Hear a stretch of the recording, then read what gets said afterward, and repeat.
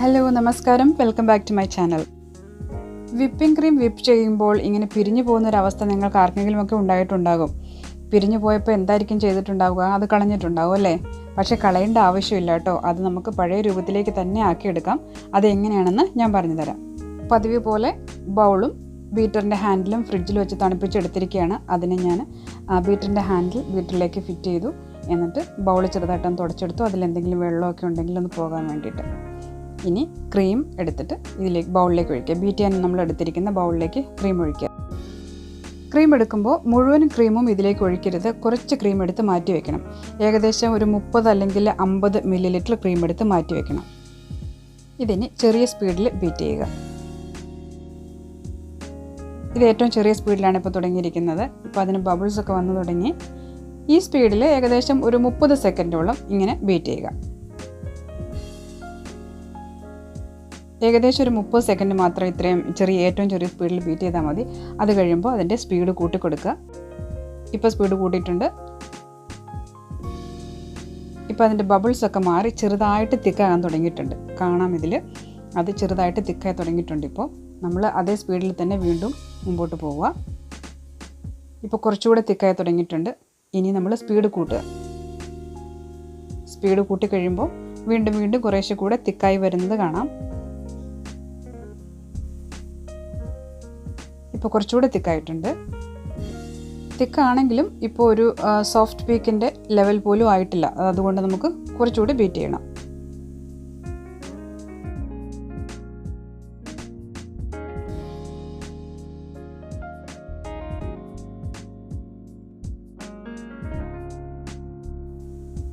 അങ്ങനെ കുറച്ചുകൂടെ ബീറ്റ് ചെയ്തു.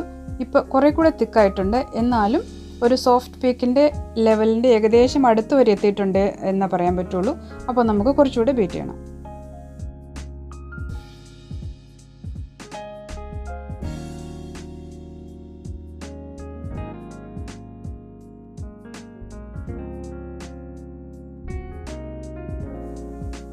ഇപ്പോൾ കുറേ കൂടെ തിക്കായിട്ടുണ്ട്. ഇപ്പോൾ ഏകദേശം ഒരു സോഫ്റ്റ് പീക്കിൻ്റെ ലെവലായി എന്ന് പറയാം. പക്ഷേ എന്നാലും നമുക്ക് കേക്കൊക്കെ ഡെക്കറേറ്റ് ചെയ്യാനായിട്ട് സ്റ്റിഫ് പീക്കിൻ്റെ ലെവലാണ് വേണ്ടത്. അപ്പോൾ അതുകൊണ്ട് കുറച്ചുകൂടെ ബീറ്റ് ചെയ്യുക. സ്റ്റിഫ് പീക്കിൻ്റെ ലെവലിലേക്ക് ആകാനായിട്ട് അധികം ബീറ്റ് ചെയ്യേണ്ട, വളരെ പെട്ടെന്നാകും. പക്ഷേ ഇപ്പോൾ കണ്ടോ, ആ സ്റ്റിഫ് പീക്ക് ആകാൻ വേണ്ടി എടുത്ത വളരെ ചെറിയ സെക്കൻഡുകൾ കൊണ്ട് അത് പിരിഞ്ഞുപോയി. ഇങ്ങനെ സംഭവിച്ചാൽ ആദ്യം ചെയ്യേണ്ടത് എത്രയും പെട്ടെന്ന് ബീറ്റർ ഓഫ് ചെയ്യുക. ബീറ്റർ ഓഫ് ചെയ്തിട്ട് ഇതിനെ നമുക്കിനി പഴയ രൂപത്തിലേക്ക് ആക്കിയെടുക്കാം.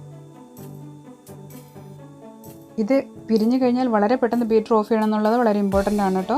കാരണം ഇത് ബട്ടറായി വേർതിരിഞ്ഞ് കഴിഞ്ഞ് കഴിഞ്ഞാൽ പിന്നെ നമുക്കിതിനെ തിരിച്ചെടുക്കാൻ പറ്റില്ല. അപ്പോൾ അതുകൊണ്ട് പിരിഞ്ഞെന്ന് തോന്നിക്കഴിഞ്ഞാൽ പെട്ടെന്ന് തന്നെ ബീറ്റർ ഓഫ് ചെയ്യുക.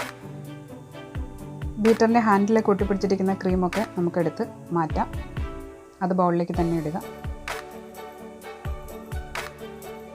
ഇനി ആദ്യം നമ്മൾ കുറച്ച് ക്രീം ബാക്കി വെച്ചിരുന്നല്ലോ, ആ ക്രീം ഈ ബൗളിലേക്ക് ഒഴിക്കുക. ഈ പിരിഞ്ഞു പോയ ക്രീമിനകത്തേക്ക് നമ്മൾ ആദ്യം ബാക്കി വെച്ചിരുന്ന ക്രീം ഒഴിക്കുക. എന്നിട്ടൊരു ഹാൻഡ് വിസ്ക് കൊണ്ട് ഇങ്ങനെ ചെറുതായി മിക്സ് ചെയ്യുക. ഹാൻഡ് വിസ്ക് ഉപയോഗിക്കാൻ പാടുള്ളൂ. ഇനി ബീറ്റർ ഉപയോഗിക്കരുത്. ഹാൻഡ് വിസ്ക് കൊണ്ട് പതുക്കെ ഒന്ന് മിക്സ് ചെയ്യുക. ഇപ്പോൾ നോക്കൂ, ആ പിരിഞ്ഞു പോയ ക്രീം പഴയ പരുവത്തിൽ തന്നെ ആയി വന്നിട്ടുണ്ട്. സോഫ്റ്റായിട്ട് നല്ല സിൽക്കി സ്മൂത്തായിട്ട് പഴയതുപോലെ തന്നെ ആയി വന്നു. ഇനി ഇതിനെ നമുക്ക് എങ്ങനെ വേണമെങ്കിലും ഉപയോഗിക്കാം. ഇതൊരു കുറച്ചുകൂടി തിക്കാണെങ്കിൽ ഈ ഹാൻഡ് വിസ്ക് ഉപയോഗിച്ച് തന്നെ ഒന്നുകൂടെ ബീറ്റ് ചെയ്താൽ മതി. വീഡിയോ ഇഷ്ടപ്പെട്ടെന്ന് വിചാരിക്കുന്നു. ഇഷ്ടപ്പെട്ടെങ്കിൽ ലൈക്ക് ചെയ്യണം, ഷെയർ ചെയ്യുക, പിന്നെ സബ്സ്ക്രൈബ് ചെയ്യാനും മറക്കണ്ട കേട്ടോ. Thank you so much for watching.